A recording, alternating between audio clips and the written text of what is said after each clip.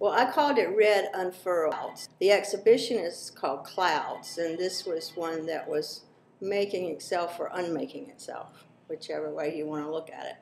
And it goes all the way to the roof. Right. The ceiling. The ceiling and down almost to the floor. Wow, I like that. It fits you, Thanks. literally. That's a good wrap. Yeah, that's a wrap, as they say. So let's take a look at this very interesting exhibition. You've got a big room here. Yes, it's a really nice gallery. And it has the large windows looking out on Connecticut Avenue, which I really like for this show because I have the sculpture that I call clouds. And the nice thing is there are clouds outside. They are also reflected in the mirror. Yeah, you got the mirrored floor. Yes. Huh. So, I mean, some days there are no clouds, but it's fun the days there are because then they sort of merge. And there's a sketch on the side, and that goes with this. Yes. Yes, it's a drawing that's on tobacco cloth, and with, it's mostly charcoal. So you do your sketches before you create the three-dimensional pieces? Actually, it's very sort of intuitive. I don't do them specifically like a drawing for a 3D piece or whatever, but I did do this drawing as I was working on these pieces. So it was hanging in my studio the whole time. And I decided it was a good space for it over there and that it would work really well with the clouds. So it's independent of the... It can be either way. It can be part of it or it can be separate from it.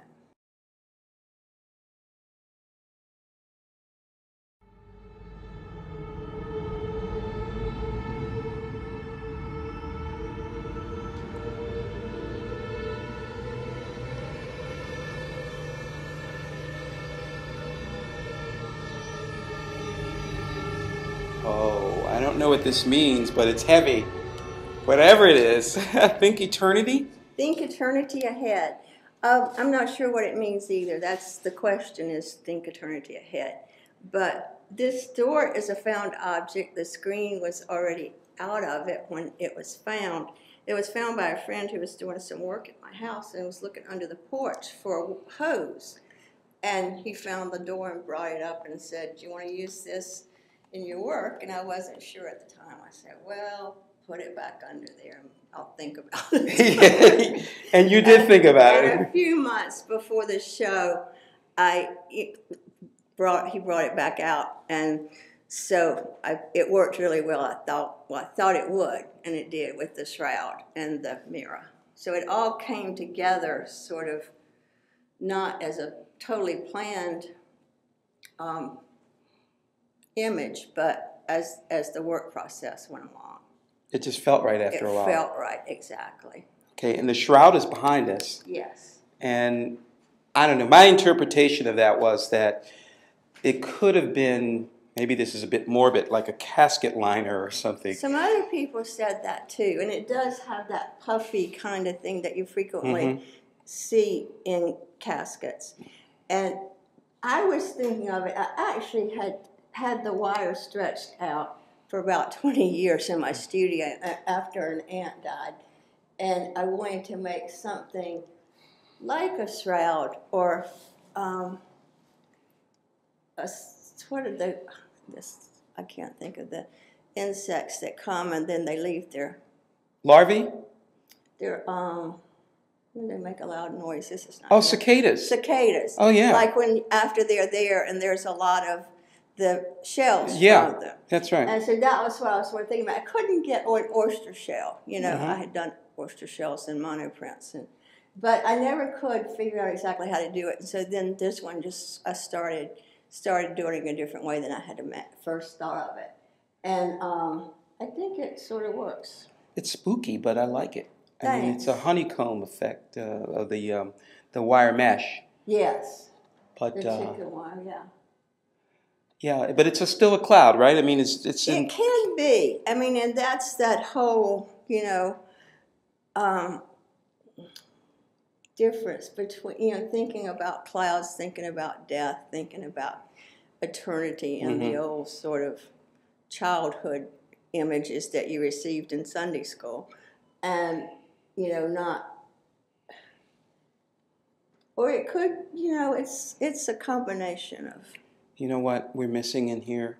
That spooky dried ice effect. Where the steam comes up and one of those machines, yes. smoke machines that you use in the theater. Mm-hmm, that's right. That's thinking theatrical now. That's for sure. Yeah. All right. So let's pull it all together for people so they can take a look at your work in the near future. The ghosts are lighter than the original, and so when I make monotypes, I usually put a lot of ink, and so then I'll get several different originals from the print. This one is not a ghost, and this one is not a ghost. That one is a ghost of the previous one. So these were done some time ago, but I still do monotypes occasionally. They're a great way to think through your work, or if you just want to try something else out. And I like the unpredictability of the images. So I have a number of these. And then there's, again, three-dimensional piece here. This one is called Classical, and it was in a show Gallery 10 had at Washington Square. We usually have a show there each winter for 2 months, and this one was in it last year.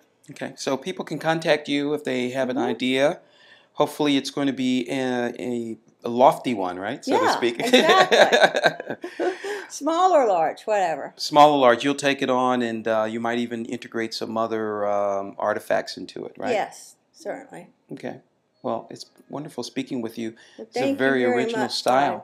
Thanks. We really look forward to seeing more of your work. Thank you.